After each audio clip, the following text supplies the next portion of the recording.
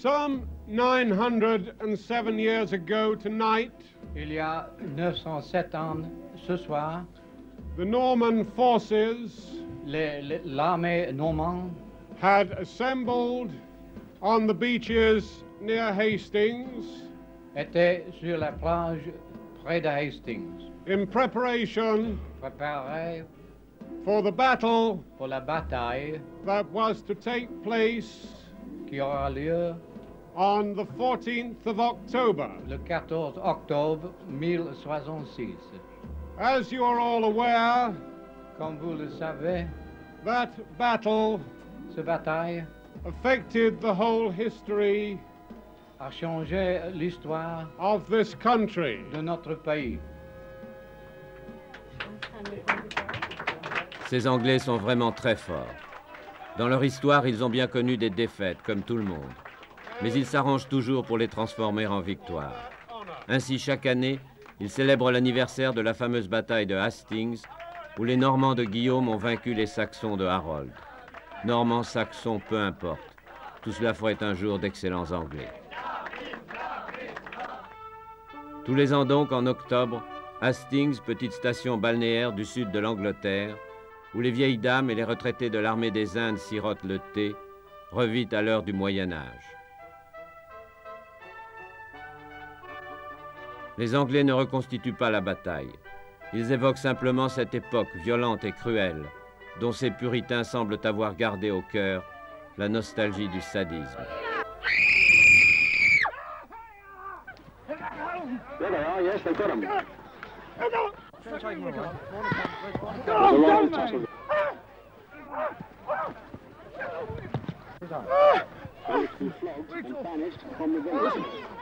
Get him over this!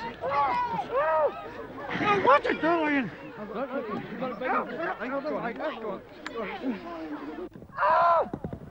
There's two. Three. There's four. There's five. There's six. There's seven. There's two keep running on. That's eight. That's nine. That's 10. He's really getting it beaten. All right, throw him out! Tout avait commencé 200 ans plus tôt, au 8e siècle. De grands hommes blonds, les Vikings, des païens qui vivaient tout au nord de l'Europe, au pays des voleurs, étaient partis sur leur long bateau à la découverte du monde, en quête de butin.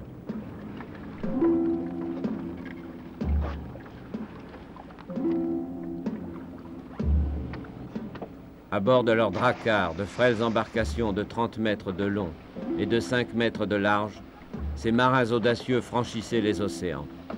L'Europe avait connu bien des invasions. Pour la première fois, le danger venait de la mer.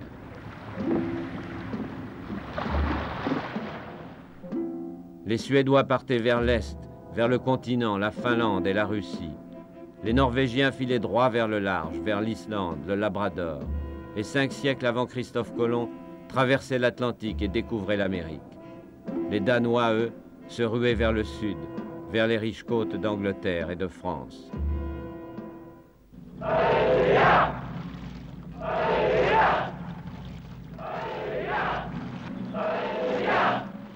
Au début, ils opéraient par petites bandes comme des pirates, mais bientôt ils lançaient de grandes expéditions, avec 150 dracars, transportant de véritables armées, 8 à 10 000 hommes.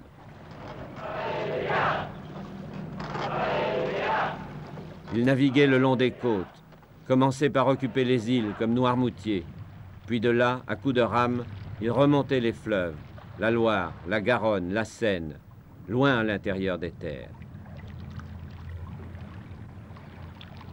Ces hommes de la mer avaient le culte de la liberté, ces pirates avaient le goût de l'égalité. À bord des navires de Vikings, il n'y avait pas de vrai chef. Les Vikings aiment beaucoup la liberté. Je peux illustrer avec une petite histoire.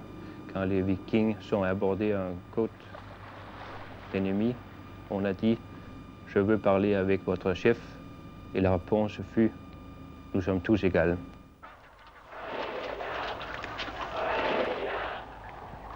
Les Vikings, Quand ils arrivaient, tout le monde tremblait, tout le monde fuyait. Ils avaient mis Londres à sac, ils avaient pris Rouen plusieurs fois, ils avaient même fait le siège de Paris en 885. Ils débarquaient à l'improviste, pillaient, volaient, massacraient.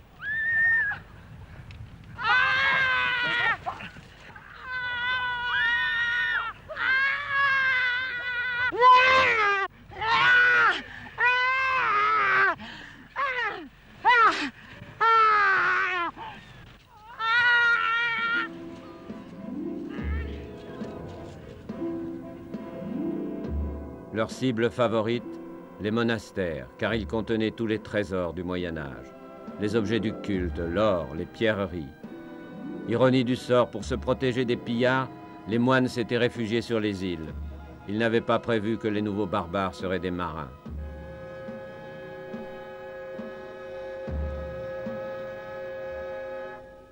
Pendant un siècle, les Vikings semaient la terreur dans l'ancien empire de Charlemagne, maintenant divisé, morcelé, impuissant.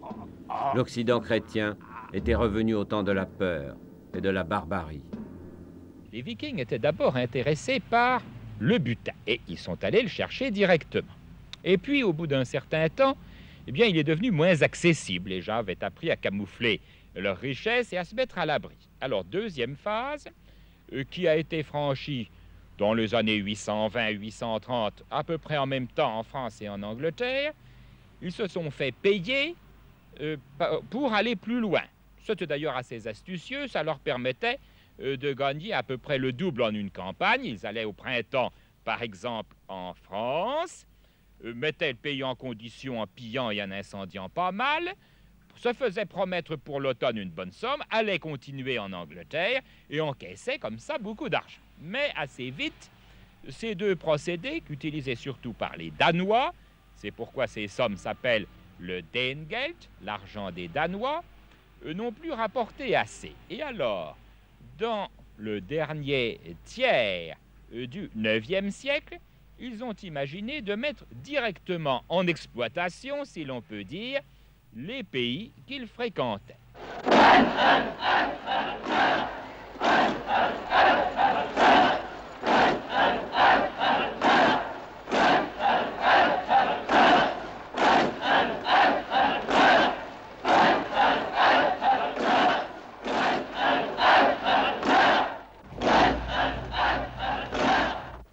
Alors commence la conquête, et les Danois débarquent en force en Angleterre.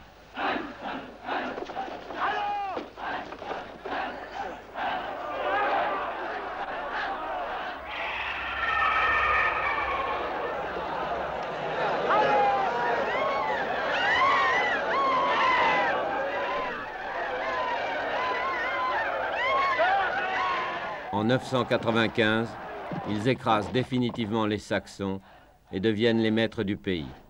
Alors le Witenagemot, le conseil des sages saxons, s'incline devant l'envahisseur et offre la couronne à Knut, le frère du roi de Danemark. L'Angleterre devient une colonie danoise. En France, le roi Charles le Simple, voyant qu'il ne pouvait pas résister, avait déjà composé avec le chef danois Rollon. Dès 911, il avait signé avec lui le traité de Saint-Clair-sur-Epte, par lequel il lui confiait tout le pays qui s'étendait sur les deux rives de la Seine. Rollon allait en faire le duché de Normandie, le pays des Normands, des hommes du Nord. Le duc Rollon était un grand politique. L'année suivante, il se convertissait au catholicisme. Il rappelait l'archevêque de Rouen, qui s'était enfui à son arrivée. Il frappait monnaie. En peu de temps, il transformait le duché de Normandie en un véritable État, alors que le royaume de France, lui, sombrait dans l'anarchie féodale. Devenus paysans, ces anciens marins vivaient dans des maisons dont le toit de bois ressemblait au coq de leur drakkar, comme la nef de l'église de Honfleur.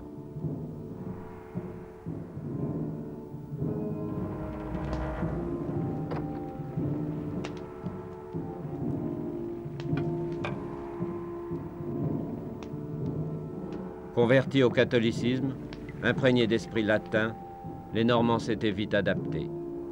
Au bout d'un siècle, ils étaient considérés comme des Français, mais ces anciens pirates avaient conservé la rudesse de leurs mœurs païennes.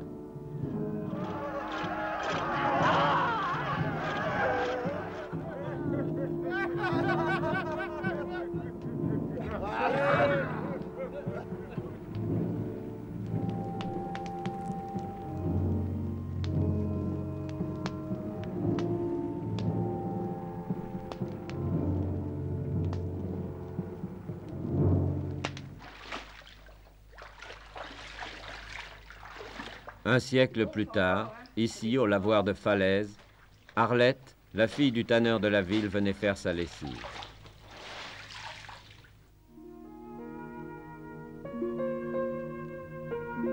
Du haut de sa tour, dit la légende, le duc Robert, descendant de Rollon, aperçoit un jour la jolie Arlette. Il dévale l'escalier 4 à 4 pour contempler de plus près la petite lavandière.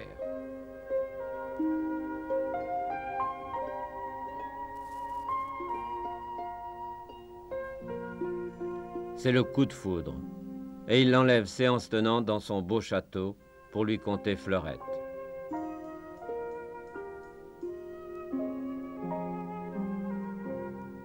Ce qui est certain, c'est que leur union n'a pas été une pure et simple passade, une aventure sans lendemain, puisqu'ils ont eu au moins 2 enfants, une fille, Adélaïde, et Guillaume. Guillaume a été élevé dans, nous dit Wass, l'hostel, c'est-à-dire la maison de ses grands-parents maternels. Il est très probable que son père, le duc Robert, a suivi cette éducation, qu'il est venu le voir, et donc qu'il a eu des relations assez longues avec Arlette. En cette chambre, au sol jonché de peaux de bête, la première nuit de leur accointance, Arlette étant endormie en tressaillant, jeta un grand cri, duquel le duc, lui demandant la cause, elle répondit « J'ai rêvé qu'il sortait de mes entrailles un grand arbre, qui étendait ses rameaux si hauts et si longs qu'il ombrageait d'un côté la Normandie et de l'autre tout le royaume d'Angleterre. » La prédiction s'était réalisée. À la Noël de l'an 1027 était né à Falaise le fils d'Arlette et de Robert le Magnifique, Guillaume le Bâtard. Il y a là un problème qui est celui de la bâtardise de Guillaume. En Normandie, dans une société donc qui était tout de même teintée de mœurs et d'habitudes scandinaves, on tolérait des choses que l'on n'aurait pas tolérées ailleurs, et en particulier une forme, je dirais, tangentielle du mariage. Ça n'était pas un pur et simple concubinage, c'était un type d'union tel que les enfants qui en naissaient pouvaient participer au partage du patrimoine. En 1033, le petit Guillaume, qui a 6 ans, est présenté par son père aux évêques et aux barons, qui le reconnaissent comme l'héritier du duché de Normandie. C'est que son père, le duc Robert, va partir en pèlerinage pour Jérusalem, commémorer le millénaire de la mort du Christ. 2 ans plus tard, on apprend en Normandie que l'auguste pèlerin est mort des fièvres en Terre Sainte.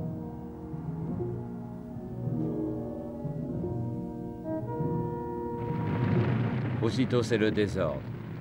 Les barons se disputent. La Normandie est ravagée par la guerre civile.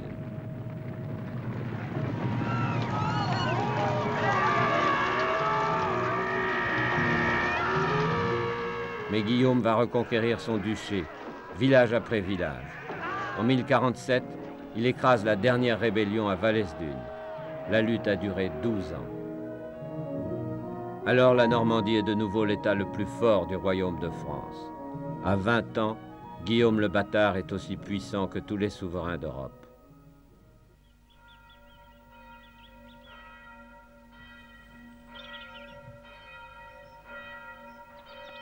Comme ses ancêtres, Guillaume s'appuie sur l'Église. Son meilleur confident et conseiller est un moine lombard, Lanfranc. Devenu archevêque, Lanfranc a gardé le goût de la prière et de l'étude, et il fait d'une obscure abbaye, celle de Bec-et-Luing, un centre culturel et religieux célèbre dans toute l'Europe.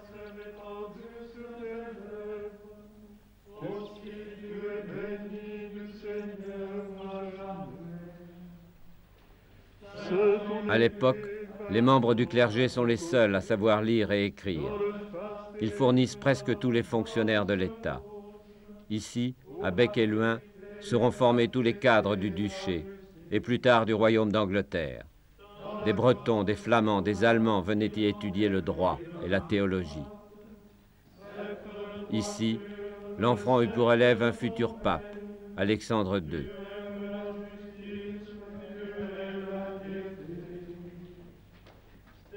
C'est Lanfranc que Guillaume envoie à Rome pour calmer la colère du pape quand il décide d'épouser Mathilde, la fille de son puissant voisin, le comte de Flandre, et qui est vaguement sa cousine. Or, l'Église interdit les mariages consanguins jusqu'au 7e degré.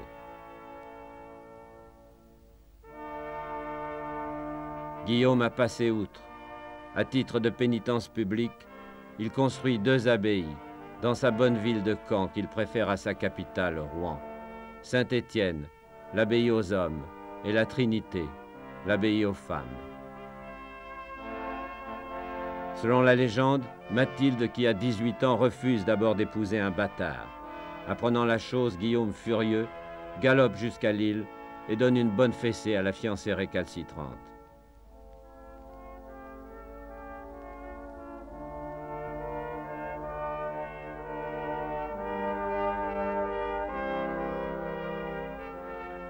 Mathilde, qui devait pourtant être une bonne épouse, qui allait lui donner 9 enfants et qui tisserait sagement à la maison pendant qu'il partait guerroyer. Mathilde, dont les restes reposent aujourd'hui à Caen, dans l'abbaye aux femmes. Il y a une dizaine d'années, nous avons ouvert le tombeau de Mathilde. Et nous avons retrouvé une bonne partie de son squelette. On a pu reconstituer sa personne physique. C'était une toute petite femme qui mesurait probablement 1m47, 1m48, extrêmement mince. On a retrouvé un de ses os iliaques. Extrêmement mince, fluette probablement, à tel point que le professeur d'Astug, qui a fait l'étude du squelette, m'a dit « mais cette femme n'a jamais eu d'enfant ». Je lui ai répondu qu'on lui en connaissait au moins 9. Mathilde, à vrai dire, nous avons donc son portrait physique. Son portrait moral est difficile à faire parce qu'elle est toujours dans l'ombre de Guillaume. Les contemporains, même les écrivains de cour, même l'historiographe officiel, Guillaume de Poitiers, ne parlent pas d'elle. Sinon par allusion, ils disent cependant que lorsqu'en 1066, Guillaume s'est préparé à partir pour l'Angleterre, il lui a confié la régence du duché. Confier la régence du duché à une femme, c'est tout de même un signe de grande confiance, et c'est un témoignage certain, à mon sens, de la valeur politique, du sens politique de cette femme. Guillaume a maintenant 26 ans. C'est un homme jeune, mais déjà instruit par 12 années de guerre et d'intrigue.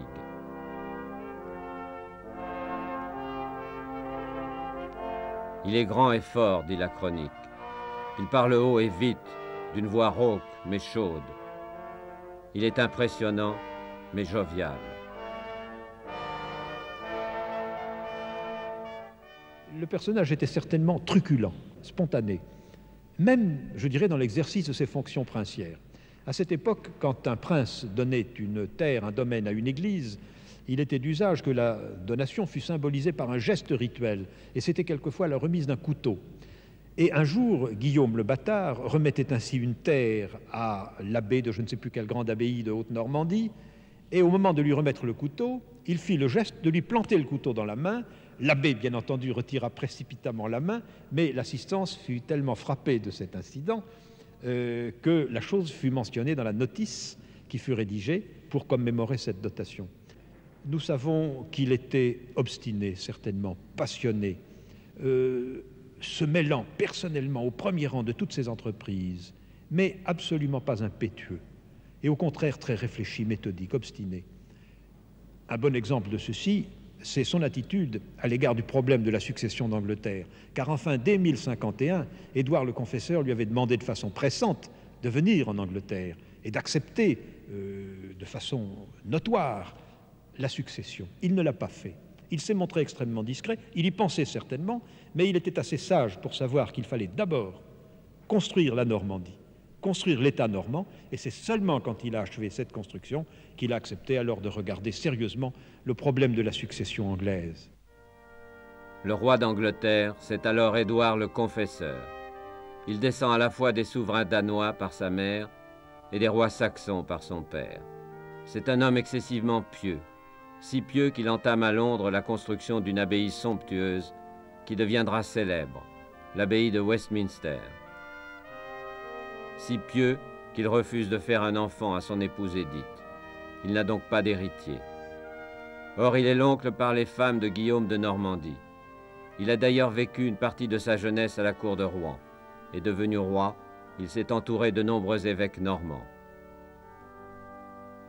Ce qui ne fait pas plaisir aux seigneurs danois et saxons du Witenagemot, le Conseil des sages. Et voilà comment, faute d'héritier, Édouard a offert la couronne d'Angleterre à son neveu Guillaume le Normand.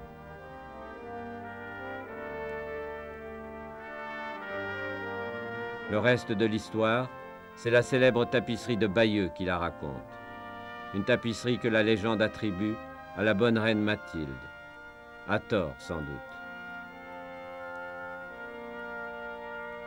On a pensé probablement au siècle galant, en ce XVIIIe siècle où on a remis en avant dans le monde savant, à joindre le nom de la reine à celui de son époux, si vous voulez, à en faire une sorte de Pénélope normande. C'est tellement joli, n'est-ce pas? C'est très poétique. Elle brodait au long des jours les exploits du duc Guillaume. En fait, c'est une broderie. Oui, oui, oui. Et je pense même qu'on doit y retrouver un peu la technique de l'enluminure.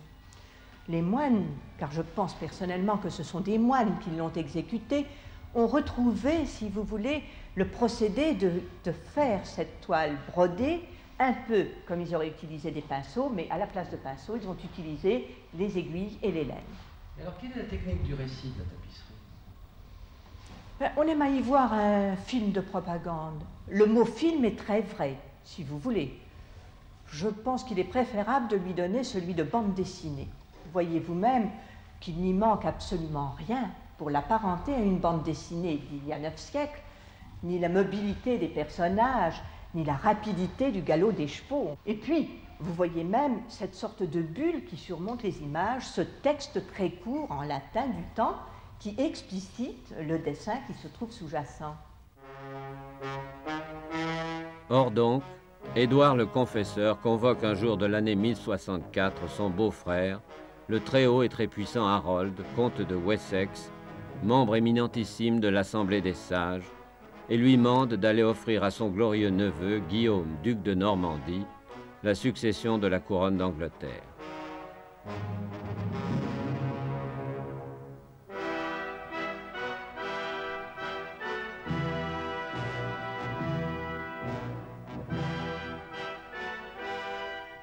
Après un dernier festin, Harold s'embarque sur son plus beau dracard à Bosham et prend la mer. À vrai dire, cette mission ne l'enchante guère, mais en loyal sujet, il obéit à son roi. Et voilà que tout commence mal. Poussé par des vents contraires, Harold aborde les rives inhospitalières du comte Guy de Ponthieu. Celui-ci, voyant là l'occasion d'obtenir belle et bonne rançon, ordonne à ses hommes de se saisir du noble émissaire d'Angleterre.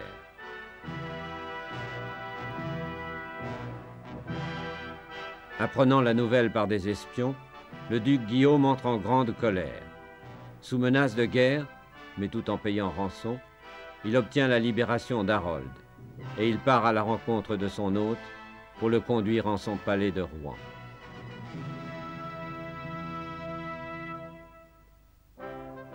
Grand merci, lui dit Harold. Je vous dois la liberté. Rien n'est trop beau pour l'envoyer de mon cher oncle Édouard, lui répond Guillaume. Et en gage d'estime et d'amitié, il lui offre de rechef la main de sa fille, la douce et tendre Edwige.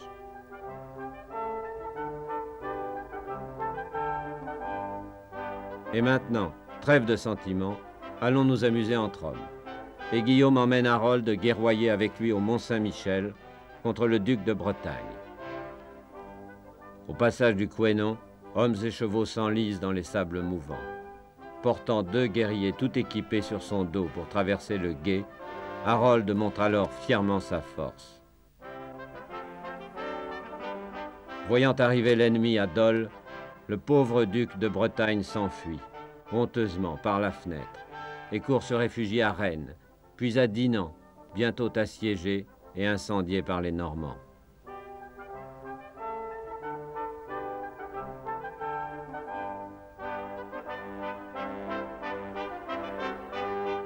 Le duc Guillaume, une fois de plus victorieux, reçoit les clés de la ville du bout de sa lance.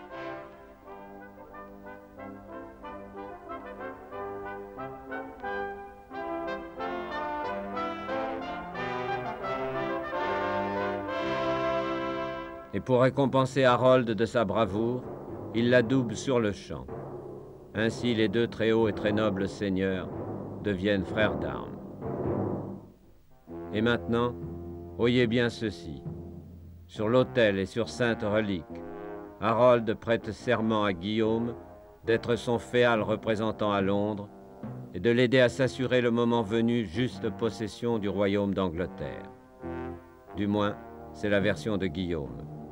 Car Harold démentira plus tard et de véhémente façon avoir jamais rien juré.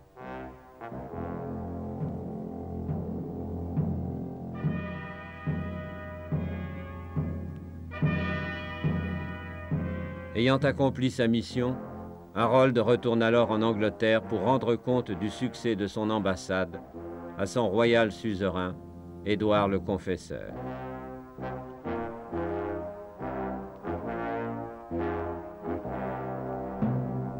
Deux ans plus tard, le 5 janvier 1066, Édouard rend son âme pieuse à Dieu. Sur son lit de mort, affirment les Anglais, il a donné la couronne à Harold. Et c'est bien possible, car il l'avait promise à tout le monde.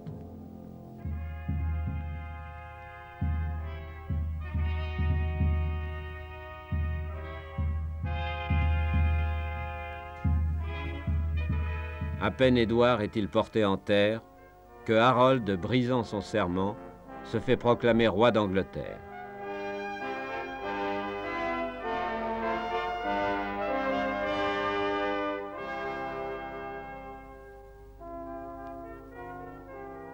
Avec la complicité de l'archevêque Stigand, un méchant saxon.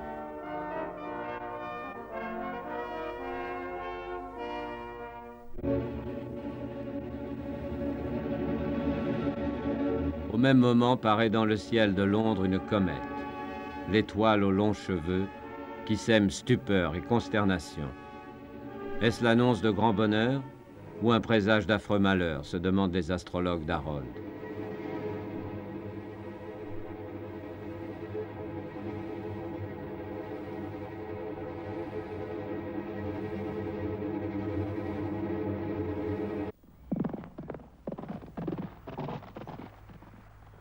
En Normandie, le duc Guillaume bat le rappel de tous ses nobles barons et chevaliers. Robert, comte de Mortain, Robert, comte de Richard, comte d'Évreux, Hugues d'Avranches, Richard de Montgomery, Guillaume Fitz-Osbern.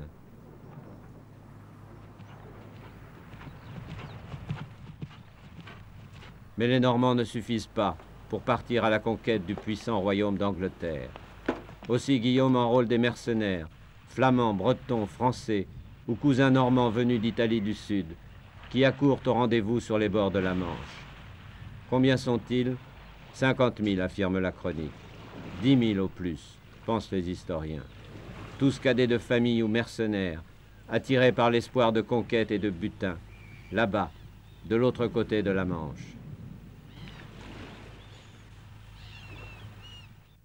Tout cela devait faire un assemblage assez hétéroclite, des gens qui ne parlaient pas tous la même langue, qui étaient habitués à des méthodes de combat différentes, dont l'équipement militaire devait être différent.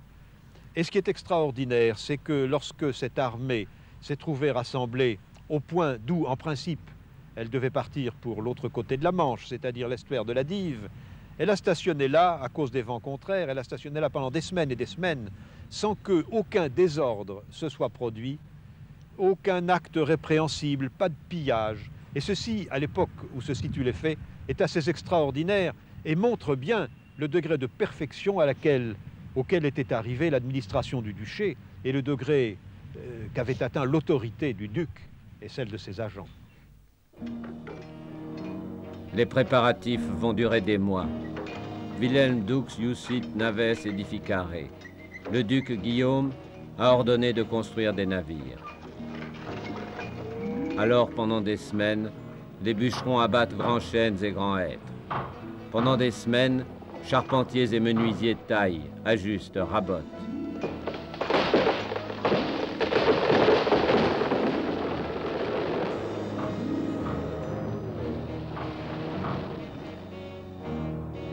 Puis, âhannant en cadence, les hommes de peine halent les dracars à la mer. Hic traunt naves ad mare.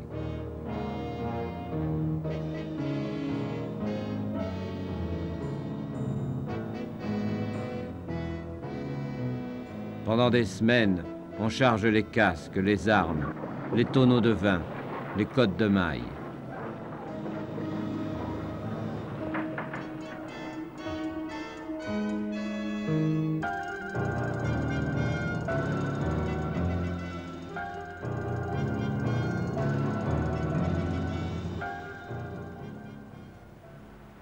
Maintenant, tout est prêt. Les chevaliers attendent au pied de leur bateau, armés de pied en cap. Ils portent le casque des Vikings et la lance des chevaliers. Par-dessus leur tunique de laine, ils ont revêtu leur cotte de maille, la broigne, renforcée d'un ventail qui couvre leur poitrine.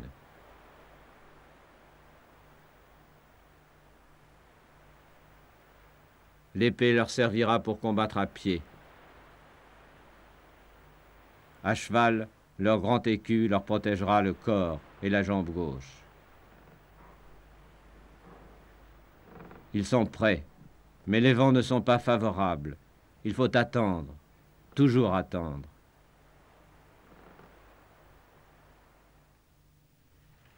De l'autre côté de la Manche, l'armée de Harold, rassemblée dans l'île de Wight, surveille la côte depuis 4 mois, mais rien ne vient.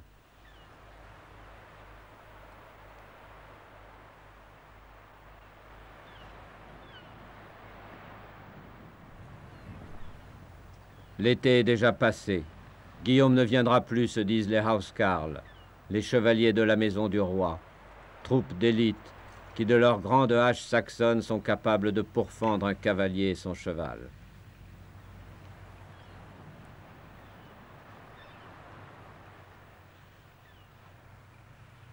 Il serait temps d'aller faire la moisson, se disent les soldats du Firth, la milice des paysans. Ce n'est pas du sud, mais du nord que surgit le danger. Coup de théâtre. Avec 300 galères, le roi Harald le Sévère, un Norvégien celui-là, un autre cousin, qui réclame lui aussi la couronne d'Angleterre, débarque par surprise. Harold se précipite et écrase les Norvégiens à Stamford Bridge le 25 septembre.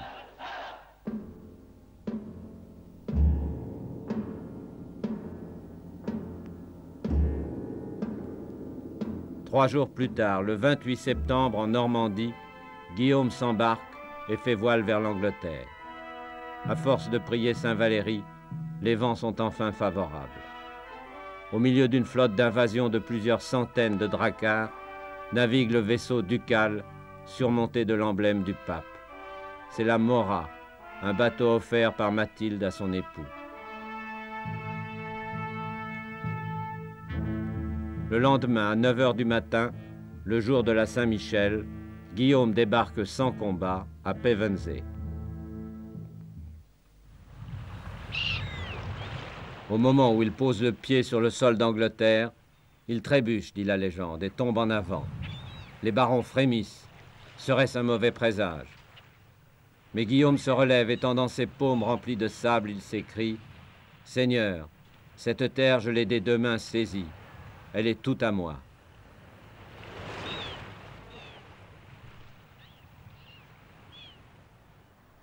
D'ailleurs, que craindre? Dieu est avec lui. Il a obtenu le soutien du pape, dont il arbore la bannière que le Saint-Père a bénie avant de la lui donner, avec une bague contenant un cheveu de Saint-Pierre.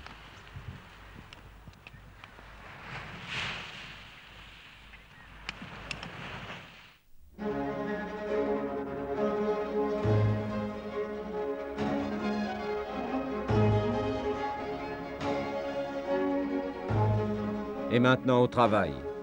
On abat les mâts, on décharge les hommes, les vivres, les armes. Et les chevaliers partent en reconnaissance à la recherche de l'ennemi.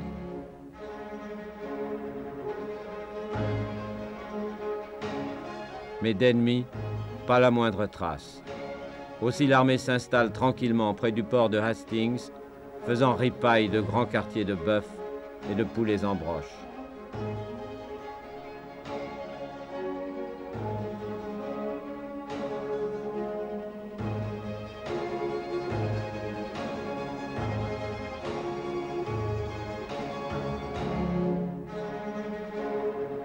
Allons, tout va bien. Guillaume, entouré de ses frères, de ses barons, de ses évêques, peut rendre grâce à Dieu. Il ne s'est pas pressé de monter vers Londres. Après tout, il aurait pu être tenté de le faire puisqu'il a appris très vite que Harold n'y était pas. Mais il a tenu, semble-t-il, à consolider le point de débarquement. Il s'est porté vers la ville voisine de Hastings.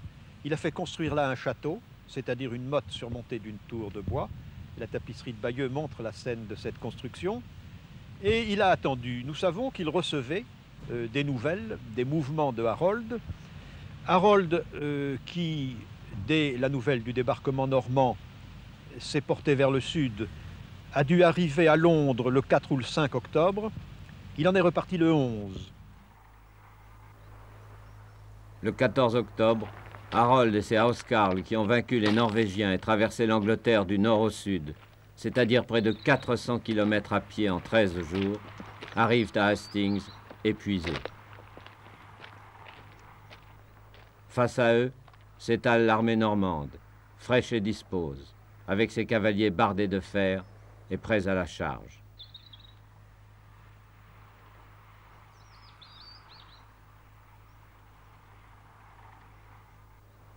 L'armée se déployait en 3 divisions. Ici, c'est-à-dire à l'aile gauche, les Bretons et les autres. Au centre, les Normands, le duc à sa tête, et à l'aile droite, les Français. Et aussi, chaque division avait 3 lignes en profondeur. Déjà, Yvon Taillefer, le ménestrel chevalier, éperonne son coursier et galope seul au-devant des Anglais, jonglant avec sa lance et son épée, dit la chronique.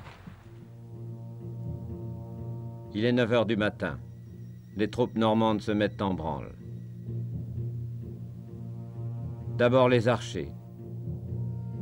Puis l'aile gauche, les chevaliers bretons qui chargent la lance pointée en avant, exhortés par Guillaume.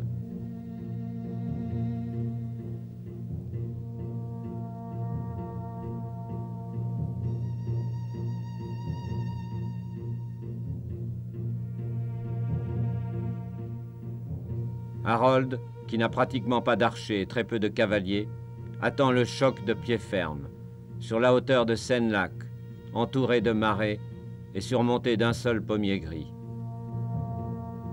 Harold, comme Guillaume, avait 7000 hommes environ. Il les déploya sur la crête de la colline, tous à pied, et étroitement serrés les uns contre les autres, avec un front de 500 mètres environ et peut-être des rangs 10 ou 12 en profondeur. C'était une masse solide, la tactique traditionnelle du mur des boucliers.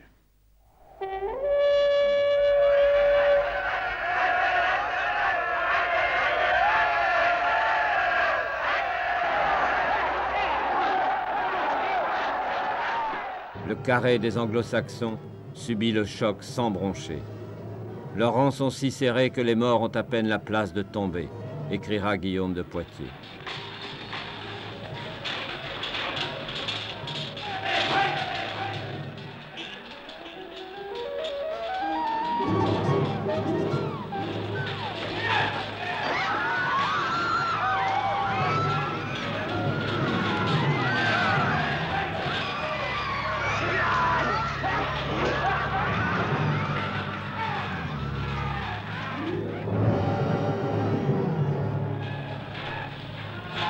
Maintenant, on se bat au corps à corps, dans une mêlée furieuse. Les lances transpercent les côtes de mailles, les haches tranchent les têtes. Les seigneurs saxons se font massacrer sur place. Les 2 frères de Harold, Gerd et Leofwine, sont tués dans la mêlée. Par 3 fois, le cheval de Guillaume est abattu sous lui, et il doit combattre à pied. En fin de matinée, Le carré anglo-saxon n'a toujours pas cédé, et il résiste à une nouvelle charge des cavaliers bretons qui culbutent dans le ravin de Malfosse.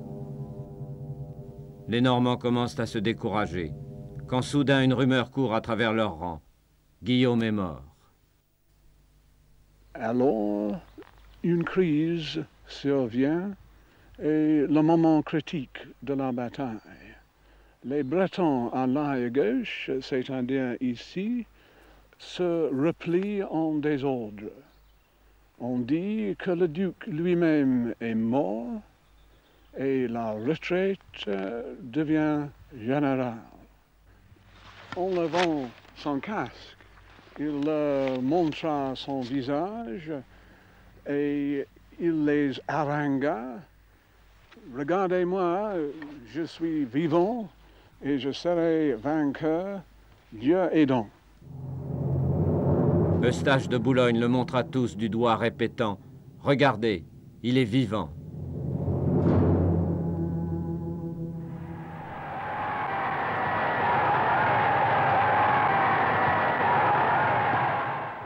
Entre-temps, les Anglais ont commis une faute. Ils ont quitté leur colline pour poursuivre les Bretons qu'ils croyaient en déroute. Dans la plaine, ils se font tailler en pièces. Alors les Normands reprennent courage et attaquent pour la 3e fois, avec la cavalerie, l'infanterie et les archers. Pourtant la nuit va bientôt tomber et aucun des deux camps ne peut encore prétendre à la victoire.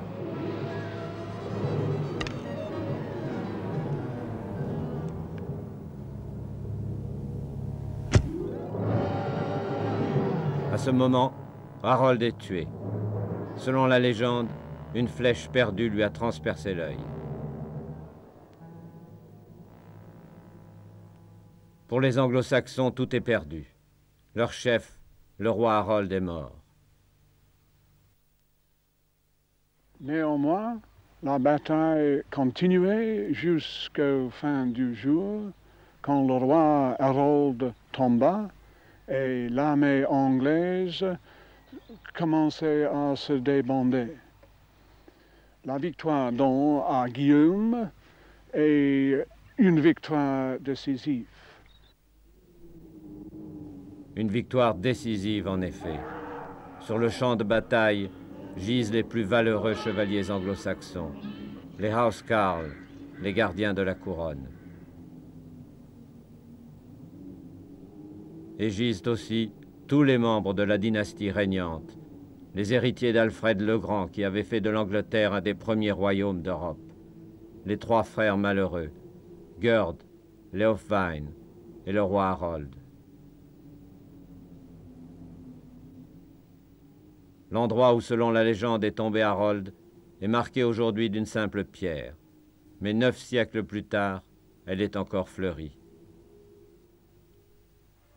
En ce jour d'octobre 1066, à Hastings, Guillaume le Bâtard devient Guillaume le Conquérant.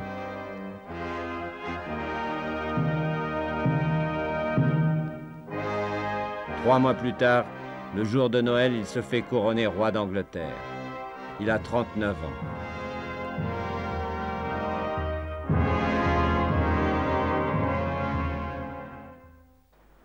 Les conséquences immédiates de la bataille de Hastings étaient non seulement que l'Angleterre a perdu une armée, mais que la famille royale était effectivement détruite. Ainsi, il n'y avait aucun empêchement à la couronnement de Guillaume à Westminster le jour de Noël 1066. Ainsi, tous les Anglais qui l'opposaient après ce couronnement, et même ceux qui l'avaient opposé avant, étaient des rebelles, non pas des patriotes qui résistaient à l'envahisseur, mais des rebelles. Et ainsi, ils ont perdu leur terre. Dans cette manière, toute la terre de l'Angleterre a passé aux mains de Guillaume. qui pouvait la donner à ses fidèles ou le retenir lui-même. Il y avait donc une grande colonisation normande de l'Angleterre, une colonisation aristocratique, une colonisation ecclésiastique, parce que la plupart des évêques et des abbés des grandes abbayes anglaises, à la fin du siècle, étaient français. 20 ans plus tard, Guillaume le Conquérant mourait à Mantes, toujours les armes à la main, faisant la guerre au roi de France. Mais ses descendants français allaient régner sur l'Angleterre pendant plus de 4 siècles. Henri II, Richard Cœur de Lion, tous les Édouards, tous les Henri. Pendant plus de 4 siècles, l'histoire de France et l'histoire d'Angleterre allaient être intimement mêlées, pour le meilleur et pour le pire. Ce serait une longue querelle de famille. Les conséquences plus lointaines, c'était que la monarchie et l'aristocratie en Angleterre étaient français. Ils parlaient français jusqu'au XIVe siècle. La langue anglaise a été beaucoup enrichie par cet apport français. C'est pour cela que nous avons beaucoup de synonymes en Angleterre, dont l'un est germanique, l'autre français. Les nobles mangeaient le beef, c'est-à-dire bœuf, tandis que les paysans anglais gardaient leurs oxen. Aussi, ce sont les aristocrates qui mangeaient le mutton, c'est-à-dire le mouton, tandis que les paysans anglais gardaient le sheep. C'est même à cause de la bataille de Hastings que vous, en France, mangez le roast beef.